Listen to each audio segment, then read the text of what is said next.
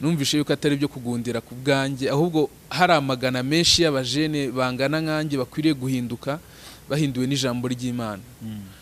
Abantu benshi hano hanze bararushye kandi abajene. Amakuru ahari uyu mwaka dutangiye 2022, mwuka w'Imana yaranganije mu ntangiriro z'uyu mwaka arambwira ngo hari ibyo Imana izakura mu bumana bwayo. Yesu Kristo agiye kubanza gukure mu bantu kugira ngo agutunganye kubw'icyo azagukorera uyu mwaka dutangiye. Ni witotombera Imana kubw'ibihe wari uri gucamo. Yesu ashobora kuba yagukuye mu bantu kugira ngo abanze gucure, kugira ngo babanze bavuge ibyabo. Hari situation abantu bari bakumenyereyemo, hari ibihe abantu bari bakumenyereyemo bitari byiza, hari ibihe bari bakumenyereye kuri umushomeri, bamwere ko wari uhamagara wabuguza 5, kunkumura ubukene, kunkumura amadeni, kunkumura ubupfakazi, kunkumura ubugumba, kunkumura ubupfubyi, kunkumura ubushomeri, kunkumura kutiga, kunkumura complexe yose waba ugendana. Wakira icyo Imana igiye kugukorera. Ni umwaka Imana izahanagura amarira ku maso y'abantu. Reka nangire ngusuhuza kandi ngushimira kuba warahisemo Isezerano TV. Ni by'agaciro gakomeye cyane kuba ugarutse ku bana natwe, kandi aho uri hose reka nkubwire ngo uzagira umwaka mushya muhire 2022, kandi nkwifurize kuzawugiramo imigisha yose iva ku Mana. Uyu munsi kuri kamera turi kumwe n'umusore hano, n'ubwambe ku Isezerano TV. Twishimiye kongera kubana nawe ku Isezerano TV. Murakoze cyane. Amakuru y'iminsi? Amakuru ni meza. Turashima Imana yaraturinze, yaratuzigamye twambutse umwaka amahoro. Amen. Nibyo gushima Imana. Yego. Umwaka mwawutangiye neza? Umwaka twawutangiye neza. Turi gusaba Imana kugira ngo izaduhe ishusho ngari tuganirize ku makuru y'umwaka. Yego. Nk'abantu basenga kugira ngo tuzawinjiranemo cyangwa se tuzawutambukamo dufite gushira amanga, dufite n'umurongo muzima. Amen. Yego.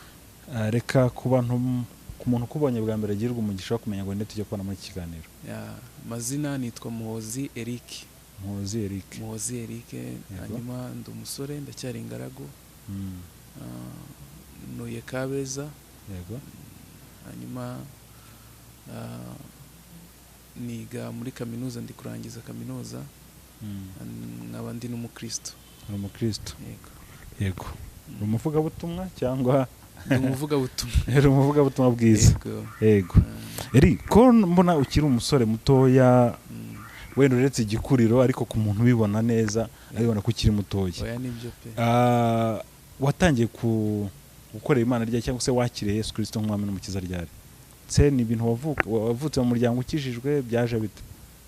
Oya, mu muryango n'abakatolike, ariko ubwo nakijijwe niga mu wa 3 secondaire. Ku ishuri twigaga habaga abantu basenga groupe yitwa Garage Plan, niho nakirijwe. Ariko ubwo ngubwo nkomeza iyo nzira kuva mu wa 3 secondaire kuzamuka ubu ngubu ndi kurangiza kaminuza. Imana yarandinze mu gakiza kayo, irinda ubusore bwanjye. Ndakizwa ndi umusore kandi nyizwa neza. Amen. Yego. Hari abantu batazi ko gukizwa uri umusore bishoboka. Gukizwe neza birashoboka cyane, ariko uri kubyihamiriza. Birashoboka, ni ukwiyemeza, ni ukubigira intego kandi ukabiharanira, ukabisaba n'Imana. Imana iragushoboza. Ni wiyanduze nujye mu byaha, atari uko utabikora, ahubwo ukarinda umwuka w'Imana. Ubishobozwa no gutinya Imana kurusha gutinya amaso y'abantu. Iyo urushaho gutinya Imana, naho abantu batakureba urushaho kuyubahisha.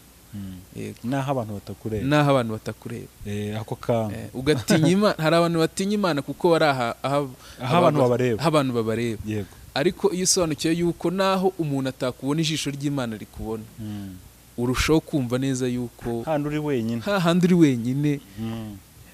Pasiteri atakureba, batari bukurebe ngo bagutenge.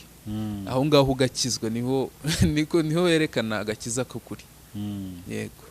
Ku muntu wumva ko gukizwa uri umusore, uri umuadolesa bidashoboka, nicyo wamubwira? Namubwira yuko atagomba gucira imanza cyangwa se kumva hari abantu bumva yuko iyo ukiri umusore ufite ibintu byinshi bigutega. Yego. Kandi koko nibyo. Mu itangiro hari ijambo rivuga ngo si byiza ko uyu muntu aba wenyine. Hari umuntu twahuye arambwira ati mwe mukiri abasore muri mu ijambo rivuga ngo si byiza. ndamubwira ari nubwo turi mu ijambo si byiza ariko natwe Imana dufiteho umugambi. Yego. Kandi iyo ukijijwe ukiri umusore niho ijambo mubwiriza rivuga ngo Imana ubusore bwawe kugira ngo iminsi mibi itaraza uzabashe rero kugira ngo ukizwe warashaje cyangwa se warageze mu bintu bikomeye wakizwe ukiri umusore nibwo uzamuka neza niyo wubatse urugo urugera mufite ubuhamya bwiza. Yego. Yego. Eri niki cyaguteye kwirundumura mu Mana ukiri umusore atari ibintu wavukiyemo? Niki mbega cyagupushije kwinjira aho hantu? Navuga yuko ni urukundo Imana yamfatishije. Ni urukundo Imana yamfatishije kuko sinavuga ko ari imbaraga zanjye. Hari abandi basore tungana tunaziranye nzi neza yuko bo bataragirwa ubwo buntu kuri no munota. Ariko nzi yuko ari urukundo nakunze Imana, nkunda gukurikira ijambo ry'Imana cyane, nakunda kumva inyigisho z'abakozi b'Imana, nkakunda kuba mu bihe byo gusenga. Aho ngaho rero niho nagiye ngirana ubusabane n'Imana, mpitamo gukizwa nyiri umujene kandi byarankundiye. Yego. Yeah. Kugeza rero ubwo wemeye wafashe icyemezo ukavuga uti ngewe uyu mugabo nzamwamamaza, ko naramukunze nzamwamamaza. Kuki wumva wahisemo kuvuga uti ngomba no kubyamamaza nkabibwira abandi? Kuki wabihisemo? Numvishe yuko ubumenyi nagize cyangwa se ibyo namenye bivuye ku Mana si ibyo kugundira. Numvishe yuko atari ibyo kugundira ku bwanjye, ahubwo hari amagana menshi y'abajene bangana nkanjye bakwiriye guhinduka bahinduwe n'ijambo ry'Imana. Abantu benshi hano hanze bararushye kandi abajene baruhijwe n'ibyaha, baruhijwe n'amarari, baruhijwe n'ibiyobyabwenge, baruhijwe n'ibintu byo gukora ibintu bitanejeje Imana ndetse bibabaje n'ababyeyi bababyaye. N'ahandi rero hari uburuhukiro ni mu Mana. Umujene umenya Imana anezeza Imana, akanezeza umuryango, akanezeza na sosiyete imuzi. Rero numva impamvu nahisemo kuba naramenye Imana nkahitamo no kuyamamaza ni ukugira ngo n'abandi bajene bagenzi banjye bahinduke bahinduwe n'ijambo ry'Imana, bagire ubuzima bwiza, bazagire n'ejo hazaza heza. Tagati yawe n'abasore cyangwa ntago ari bo gusa? Ntago ari bo gusa, ariko iyo ukiri umujene hari ukuntu abantu bakuru batakumva cyane. Ibyo byo ndabizi. Kuko ubundi iyo ukiri umusore hari ukuntu uba utarakagirirwa icyizere cyuzuye muri sosiyete. Niyo mpamvu biba bigoranye cyane ko umuntu mukuru yakumva umujene amubwiriza. Ariko abajene bakijijwe barahari kandi bakijijwe neza. Barahari batabivanga. Barahari batabikora ngo nuko ari inshingano zo kuririmba muri korari. Barahari babikora ari umuhamagaro. Barahari babikora ari uko Imana yabatoranyije. Abo bajene barahari. Yego. Eri urakoze cyane. Ubwo kara kagize buriya hari igihe tuzakora ikiganiro wenda tuvuge ku rubyiruko rwonyine noneho. Turacyari mu mpera z'umwaka, hari ukuntu wigeze kuvuga uti ni igihe cyo gusenga abantu bakamenya amakuru. We hari amakuru ufite se? Amakuru arahari. Amakuru arahari. Muri imbyaremye ngo nkunda kumva amakuru y'umurwa uri kure ahatagera ibyago. Ngo kandi umunsi w'umwana w'intama umunsi umwe nzi ko nzawureba. Amakuru y'uyu mwaka tutangiye tukiri mu ntangiriro. Amakuru ahari y'uyu mwaka dutangiye 2022 nuko Imana izagirira neza abayishaka. Abaharanira kuba mu bihe byo gusenga igiye kubagirira neza. Mwuka w'Imana yaranganije mu ntangiriro z'uyu mwaka arambwira ngo hari ibyo Imana izakora mu bumana bwayo. Mbega hari ibyo wowe wananirwa, ariko Imana ishobora kubikora mu bumana bwayo aho wowe wananiriwe. Imana rero hari ibyifuzo abana ndibanda cyane kubakijijwe. Yego. Hari ibyifuzo tugendana rimwe na rimwe ukabutanabibwira n'umuntu. Rimwe na rimwe ukumva wowe amaboko yawe yananiwe kubiramburira cyangwa se nago wabikora ngo bivemo cyangwa se wananiwe uburyo wabigenza. Ushobora kuba ufite ideni wananiwe kwishyura, ushobora kuba ufite akazi, nubwo ufite akazi ariko ukabona nica nikize nawe ukagukemura ibibazo byose ufite. Imana yarambwiye ngo ije gusubiza ibyifuzo by'abana b'Imana kandi ije kubisubiza ibihereye uko bitondekanyije.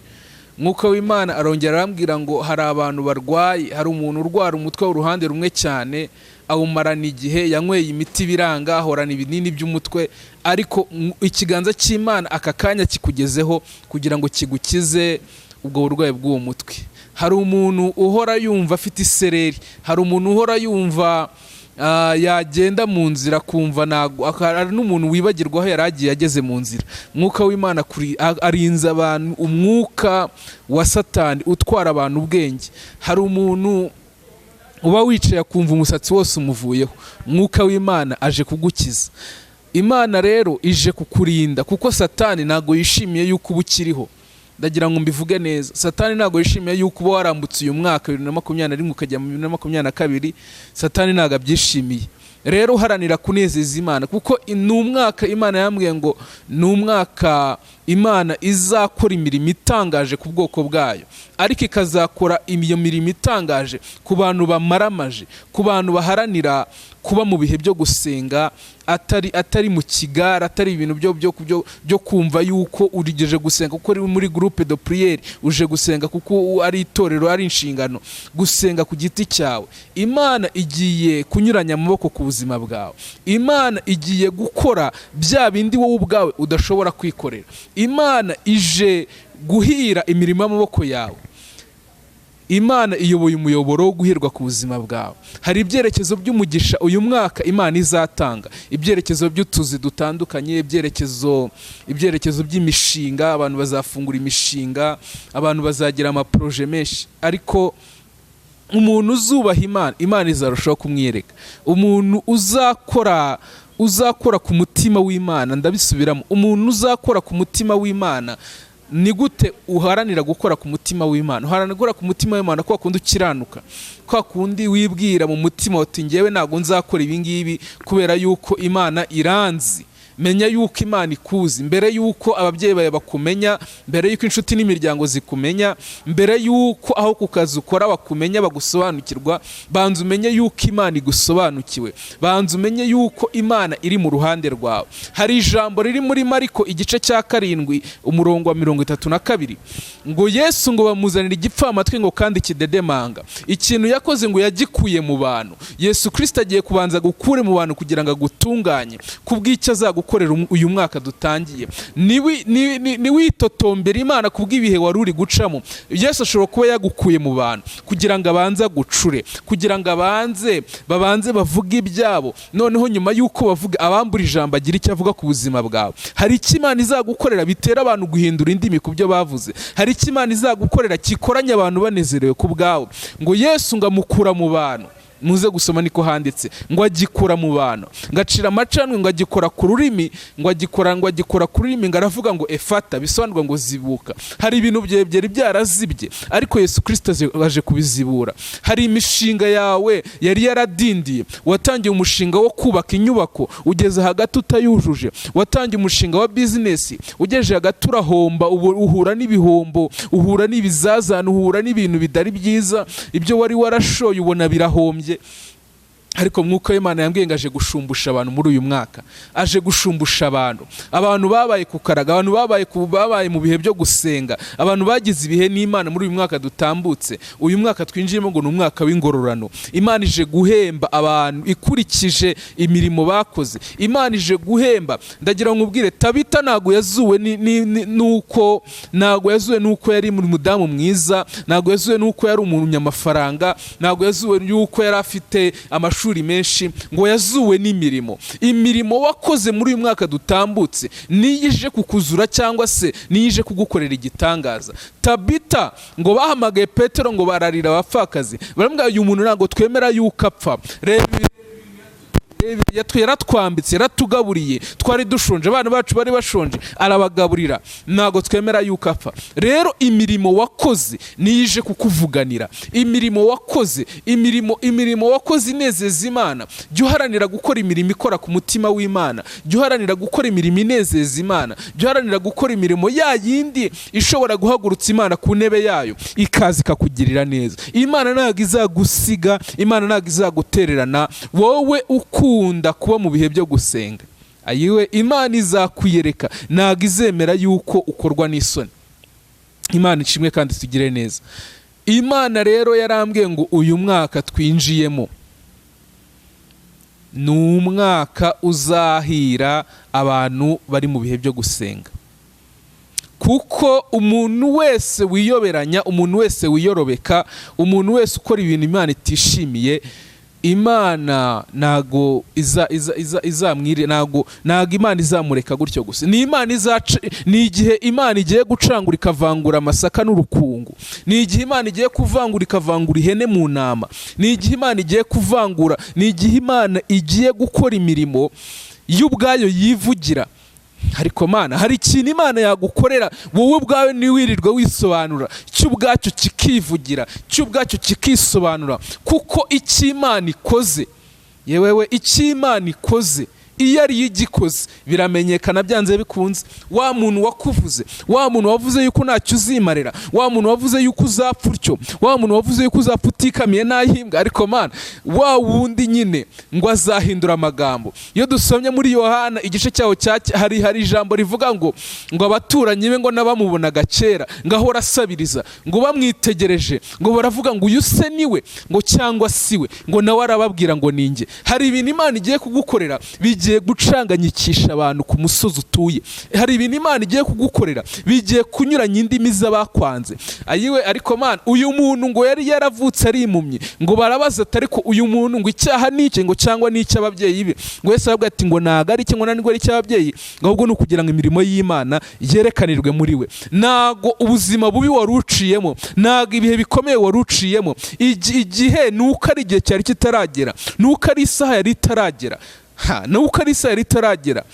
Ijambo ry'Imana muri bice 3 hari ijambo rivuga ngo ibyerekanwe ngo bifite igihe byategekewe, ngo ntibizatinda kukigeraho, ngo kandi ntibizabeshya, ngo naho byatinda ubitegereze, ngo ko kuza ko bizaza ntibizahera. Imana ntago izemera yuko ukorwa n'isoni. Nuyiringira, nuyikiranukira, ntago Imana izakurekura. Uyu muntu ngo barabajije ariko uriya muntu ko twari tumuzi ari impumyi ahora asabiriza, none akaba ahumutse, none akaba yigenza, none akaba batakimurandata, none akaba atari gusabiriza, byagenze bite? Nguriya se niwe cyangwa siwe? Hari situwasiyo abantu bari bakumenyereyemo, hari ibihe abantu bari bakumenyereyemo bitari byiza, hari ibihe bari bakumenyereye kuri umushomeri, bamwere ko wari uhamagara wabuguza 5, barakumenyeye ko wari uhamagara ubasaba ibiraka, barakumenyeye ko wari uhamagara, ariko ndagira ngo nkubwire icyo Imana igiye kugukorera. Imana yagukorera igitangaza cy'ubwacyo kivugira.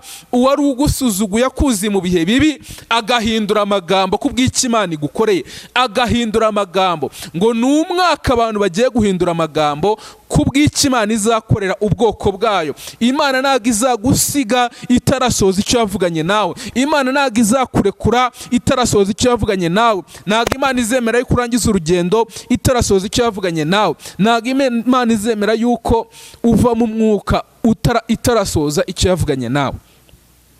Pawulo ngo avuye ku kirwa cy'Imerita ngo yambutse, ni ibyakozwe n'intumwa, ni igice cya 28:6. Hari ijambo rivuga neza ngo babandi ngo bahashizo, ngo babandi ngo bategereza yuko ngo ari bupfe, ngo cyangwa ari bupfa kindutse, ngo ari bubyimbe cyangwa ari bupfa kindutse, ngo ariko bamaze umwanya munini bakibitegereje, ngo babona ntacyabaye. Hari abategereje yuko upfapfana, ibihombo bigufata, isoni zigukora, ikimwaro kikujyaho, ariko ndagira ngo nkubwire icyo Imana igiye kugukorera cyo ubwacyo kigiye kwivugira. Ngo inshirera murumye ku gikonjo, ngo ariko kunkumurira icyo gikururuka mu muriro. Ndagira ngo nkubwire, kunkumura ubukene, kunkumura amadeni, kunkumura ubupfakazi, kunkumura ubugumba, kunkumura ubupfubyi, kunkumura ubushomeri, kunkumura kutiga, kunkumura complexe yose waba ugendana, wakira icyo Imana igiye kugukorera. Ngo yakungumuye icyo gikururuka mu muriro. Ngo babandi nanone ngo bategereza yuko ari bupfe, ngo cyangwa ari ngo bategereza yuko ari bubyimbe, ngo cyangwa ari bupfa kindutse, ngo ariko bamaze umwanya munini bakibitegereje. Haleluya. Ngo bamaze umwanya munini bakibitegereje, ngo babona ntacyabaye, ngo barahindura bati ni Imana. Imana rero hari ikintu igiye kugukorera muvandimwe mwene data, muzabibona uyu mwaka. uve ku bantu bari guca ibikuba by'uyu mwaka, nabikuba umuntu uri mu mugambi w'Imana, ukunda Imana, ukunda gusenga, ukunda kuba mu bihe byo kwegera Imana. Imana izamugirira neza, Imana izamwiyereka, Imana ntizagusiga itarasoza icyo yavuganye nawe. Haranira kubaho unejeje Imana, haranira kubaho uri mu buzima Imana yishimiye. Imana ntabwo izemera yuko isoni zigukora nuramuka ubayeho ubuzima bukiranutse. Ndagira ngo nkubwire, Imana ntabwo izemera yuko ikimwaro kigukora nuramuka ubayeho ubuzima buyinejeje. Imana ntago izahagarika umugambi wayo ku muntu ubaho ubuzima buyinejeje. Uyu ni umwaka urukungu ruzacangurwa, amasaka akajya ukwayo. Urukungu bakarutwika, bakaruhambira, bakarutwika, amasaka bakayahunika mu bigega. Ni umwaka Imana izagirira neza abayitegereje. Ni umwaka Imana igiye gusoza. Ni umwaka w'amasezerano yuzuye. Ni umwaka wo kugirirwa neza n'Imana. Umaze igihe kinini mu bushomeri, Imana igiye kuguha akazi. Umaze igihe kinini mu bugumba, Imana igiye kuguha kubyara. Umaze igihe kinini wibaza amaherezo y'ikibazo uciyemo, y'ikigeragezo umazemo igihe, ufite umwana wakunaniye nk'urumogi, Imana izamuha agakiza. Uzajya usenga, kandi reka nkubwire, wowe mubyeyi unkurikiye, jya wirinda gucira umwana wawe imanza. Ujya wirinda kwita umwana wawe ngo ni ikigoryi, ni igipfayo, ngo ntacyo azimarira. Icyo watuye ku mwana wawe, ufite ububasha bwo kwatura ku mwana wawe. Ariko ndagira nkubwire, jya watura amagambo meza ku mwana wawe, jya watura amagambo meza ku rubyaro wabyaye. Imana ntago yishimiye yuko ukomeza watura amagambo mabi ku bana wabyaye. Atura yuko bazakomera, atura yuko bazabaho, atura yuko bazaba abakira, atura yuko bazaba abantu badasanzwe. Nubwo waba ubona umwana wawe akora ibintu bitakunejeje, atura yuko umwana wawe azahinduka, atura yuko umwana wawe. Ariko reka nkubwire, Imana yamfashe ikampa agakiza ndi umusore, ndi umwana muto. Ndagira nkubwire, Imana irashoboye uwo mwana wawe kumuhindura. Imana irashoboye uwo mwana wawe kumuha agakiza. Imana irashoboye umwana wawe kumukura mu kurara mu kabari. Imana irashoboye umwana wawe kumukura mu ngeso mbi. Imana irashoboye umwana wawe kumukura mu bigare.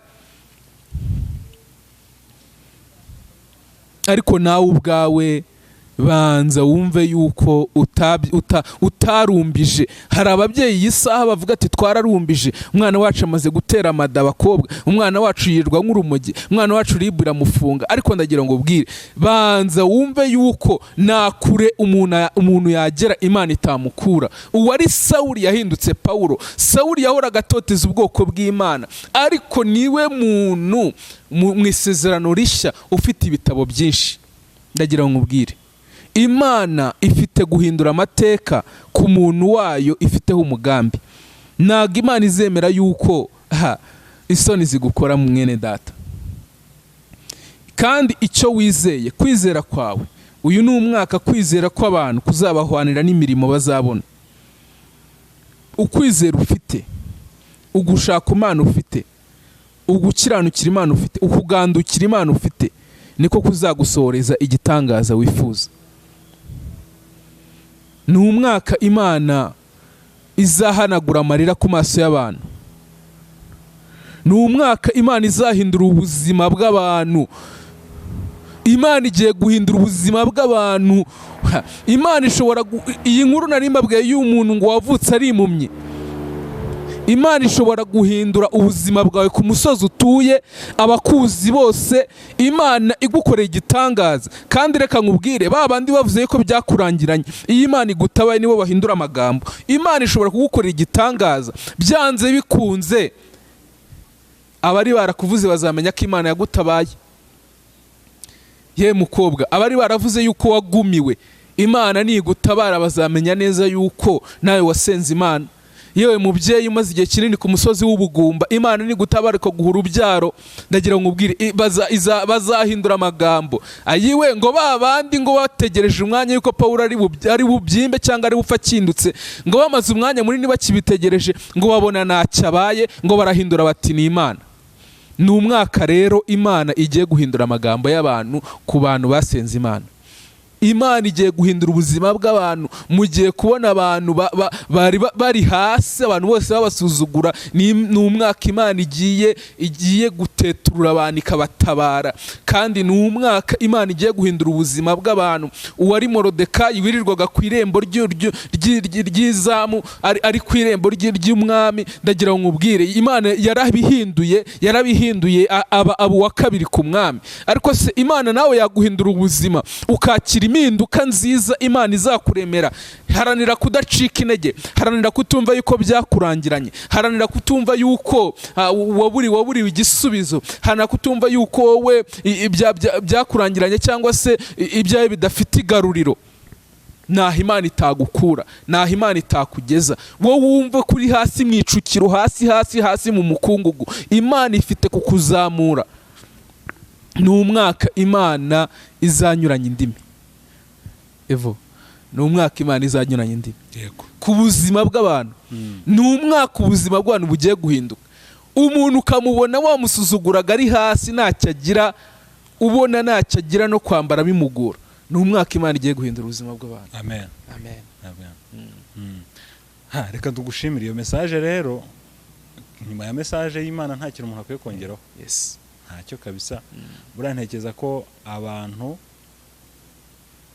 bumvishe icyo Imana yashaka kubabwira. Yes. Numva ngo buri wese wumvishe ikiganiro iri jambo ryari mugenewe. Yego. Ryari irye buriya. Nukuri. Reka ngushimire rero, ariko nyuma y'iyo message dukwiye gusengera abantu kugira ngo yego bizabagendekere. Tubaragize uyu mwaka. Tubaragize uyu mwaka. Imana izabane nabo. Yego. Kandi reka dushimire n'abari badukurikiye. Isigare ndumva wa naguha umwanya ukabasengera. Yego. Ariko hagize uwifuza kuvugisha, sinzi niba wakwemera kumuha contact kugira ngo wenda ko akenshi iyo umuntu atanze message gutya hari igihe abakeneye kugira ngo hari igihe abantu batayumva kimwe. Kavuga ati message reka ngiye nisobanuriza uyu muntu, mubaze se bimeze bite. Sinzi niba wakwemera gutanga contact. Oya, nta kibazo. Nimero yanjye ngira ni imwe ya MTN 0782 84 44792. Iri no kuri WhatsApp? Iri no kuri WhatsApp. Yego. Ubwo uwakenera kuvugisha yakwandikira cyangwa se akaba yanaguhamagara. Reka none dusengera abantu tubaragize uyu mwaka kugira ngo ibintu bizagende neza. Yego. Imana ishinga. Uri Imana ikomeye, uri Imana igira neza. Aho ugeze byanze guhinduka usiga hari icyo ukoze, aho ugeze imitima yihebye usiga uyihembuye. Data mwiza, nta kibasha kukunanira, nta kibasha kurogoya imigambi yawe. Uri Imana y'inyembaraga, uri Imana y'inyembabazi, uri Imana y'urukundo, uri Imana y'ibambe. Ndakwinginze kugira ngo umuntu wese ukuri iki kiganiro uzamurinde uyu mwaka, uzamurinde ibihombo, uzamurinde kuwugwamo, uzamurinde ibintu byose byashaka kwica ubugingo bwe, uzamurinde ibintu byose byashaka kumubera inzitizi mu rugendo. Ndakwinginze Mwami Imana ishobora byose, uzarinde abantu bawe, uzabarinde gusubira inyuma, uzabarinde ibintu byose byashaka kubamira, ibyari bibasamiye. Data mwiza, uzabimane muri uyu mwaka 2022, uzagirire neza ubwoko bwawe. Data mwiza, uri Imana ishoboye, niwe twizera, niwe duhanze amaso. Ndakwinginze kugira ngo uzarushaho kubana natwe uyu mwaka, niwe twiragije. Ndakwinginze uzabahe gukura amaso ku butunzi bwabo, ibyo baba batunze byose uzabahe gukura amaso ku butunzi bwabo, ahubwo berekeza amaso kuri wowe Uwiteka. Uzabahe gukura amaso ku madiplome, abafite ibyubahiro, uzabahe gukura amaso kuri ibyo byose, ahubwo bahe kuburira amaso kuri wowe Uwiteka, kuko ari wowe Mana nyiringabo ishobora byose. Ndagushimye kuko uri Imana y'ubuntu n'imbabazi, ugira neza kandi uhoraho.